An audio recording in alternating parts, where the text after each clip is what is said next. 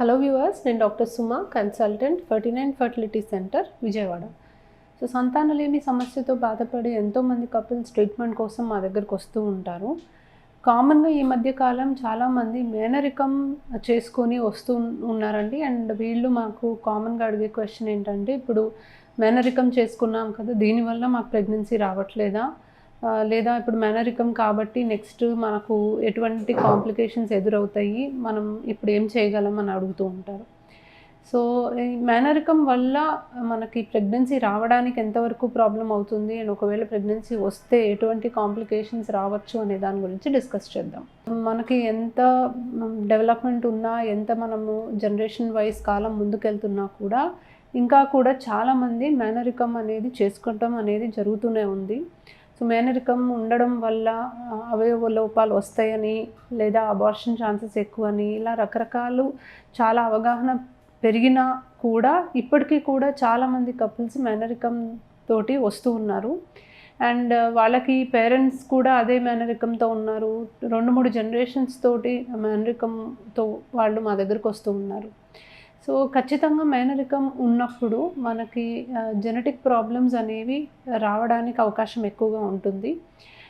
ఎందుకంటే జీన్స్ అనేవి mother and father నుంచి చాలా కామన్గా మనకి బేబీకి వచ్చినప్పుడు అది జెనెటిక్ ప్యాటర్న్ అనేది నార్మల్గా లేకుండా దీనివల్ల అబార్షన్ ఛాన్సెస్ చాలా ఎక్కువ చూస్తూ ఉంటాము. అవయవ లోపాలతో ఉన్నట్టుగా ప్రెగ్నెన్సీలో మనం గమనిస్తాము. పుట్టిన తర్వాత ఏదో ఒక కారణం వల్ల బేబీస్ చనిపోవడం కూడా మనం చూస్తూ ఉన్నాం. సో డెఫినెట్లీ మేనరికం వల్ల జెనెటిక్ ప్రాబ్లమ్స్ వస్తాయి మోర్ కామన్గా. అండ్ దీనివల్ల మనకి ఆబ్స్టెటిక్ అవుట్కమ్స్ అనేవి మనకంత ఫేవరబుల్గా ఉండకపోవచ్చు. సో దీనికి మనం ఇప్పుడు ఏమైనా చేయగలమా? సో ఆల్రెడీ వాళ్ళు మ్యారేజ్ చేసుకొని వచ్చేసి ఉంటారు. అంటే జనరల్గా అయితే మ్యారేజ్ కాకముందు ఎవరన్నా వస్తే మట్టుకు మ్యాక్సిమం మేనరికం అనేది అవాయిడ్ చేయండి అని చెప్తాము. బట్ వాళ్ళు ఆల్రెడీ మ్యారేజ్ చేసుకొని మా దగ్గరకు వచ్చినప్పుడు ప్రీ ఇంప్లాంటేషన్ జెనెటిక్ టెస్టింగ్ అనేది వీళ్ళకి మనం ఆఫర్ చేయగలం. సో జెనెటిక్ కౌన్సిలింగ్ అనేది చాలా ఇంపార్టెంట్ అండి. జెనెటిక్ కౌన్సిలర్స్ ఉంటారు. వాళ్ళు డీటెయిల్డ్గా మీ ఫ్యామిలీ హిస్టరీ అని మొత్తం తీసుకుంటారు. అంటే ఎన్ని జనరేషన్స్ నుంచి మేనరికం ఉంది అనేది కనుక్కొని, ఫ్యామిలీలో ప్రస్తుతానికి ఎవరికన్నా ఏదైనా ప్రాబ్లమ్స్ ఉందా అవన్నీ కనుక్కొని, అండ్ ఎగ్జిస్టింగ్ పేరెంట్స్కి అంటే మనకి ఎగ్జిస్టింగ్ కపుల్కి కొన్ని టెస్ట్లు అనేవి చేపిస్తారు. సో కొన్ని రిసెసివ్ జీన్ డిజార్డర్స్ అనేవి కామన్గా చూస్తాము మేనరికం వల్ల. సో ఇలాంటి ప్రాబ్లమ్స్ ఆల్రెడీ ఇద్దరిలో ఎవరికన్నా ఉందా, లేకపోతే వాళ్ళు ఏమైనా క్యారియర్సా అనేది వాళ్ళన్నీ టెస్టింగ్ చేసుకొని ఆ రిపోర్ట్స్ని బట్టి ఎంబ్రియో ఏదైతే ఫామ్ అవుతుందో, అంటే IVF అనే పద్ధతి ద్వారా వీళ్ళకి ఎంబ్రియోస్ని రెడీ చేసుకొని ఏదైతే ఎంబ్రియోస్ ఫామ్ అవుతున్నాయో వాటిని మళ్ళీ టెస్టింగ్కి పంపించి నార్మల్గా ఉన్న ఎంబ్రియో సెలెక్ట్ చేయడానికి మనం ప్రయత్నం చేయగలం.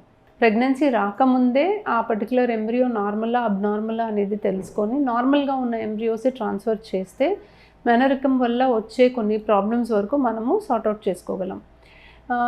లేదు ప్రెగ్నెన్సీ ఆల్రెడీ వచ్చింది అనుకుంటే మనము బేబీ నుంచి కొంచెం టిష్యూ తీసి బయాప్సీ చేసుకొని దాన్ని కూడా మనం టెస్టింగ్ చేసుకొని తెలుసుకోగలము. అండ్ ఒకవేళ అబ్నార్మల్ ఉంటే మెడికల్ టర్మినేషన్ కూడా మనం చేయొచ్చు. ఎందుకంటే కన్సాంగ్వినిటీ అనేది, అంటే మేనరికం అనేది ఒక రిస్క్ ఫ్యాక్టర్ కాబట్టి బై ఛాన్స్ ఆల్రెడీ ప్రెగ్నెన్సీతో వస్తే మాత్రం మనము ఆల్రెడీ ఫీటల్ అంటే బేబీ నుంచి టిష్యూని తీసుకొని దాన్ని టెస్టింగ్ చేసి అబ్నార్మల్ బేబీ అయితే మెడికల్ టర్మినేషన్ ఆఫ్ ప్రెగ్నెన్సీ మనకి చేయగలం కాబట్టి అలా కూడా చేసుకోవచ్చు.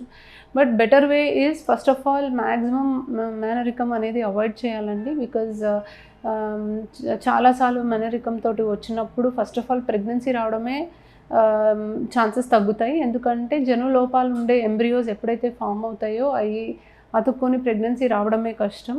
ఒకవేళ వచ్చినా కూడా ఎర్లీ స్టేజ్లోనే అబార్ట్ అవ్వడం చాలా ఎక్కువగా చూస్తూ ఉంటాము. ఒకవేళ అలా కూడా కాకుండా మనము కొంచెం నెలలు నిండే కొద్దీ అవయవ లోపాలు అనేవి గమనిస్తూ ఉంటాము. అండ్ చాలాసార్లు అసలు ఏ ప్రాబ్లం లేకుండా డెలివరీ కూడా అయిపోతారు, కానీ డెలివరీ అయిన తర్వాత కొన్ని కాంప్లికేషన్స్ వచ్చేసి బేబీస్ చనిపోవడం అనేది చూసాం. సో మా ఎక్స్పీరియన్స్లో ఇప్పటికే చాలామంది కపుల్స్ని చూసాం. కొంతమంది 2-3 బేబీస్కి డెలివరీ అయ్యాక వాళ్ళు పోగొట్టుకున్న సందర్భాలు ఉన్నాయి. కొంతమంది రిపీటెడ్ అబార్షన్స్‌తో వస్తూ ఉంటారు. అండ్ కొంతమంది సంతానలేమితో వస్తూ ఉంటారు.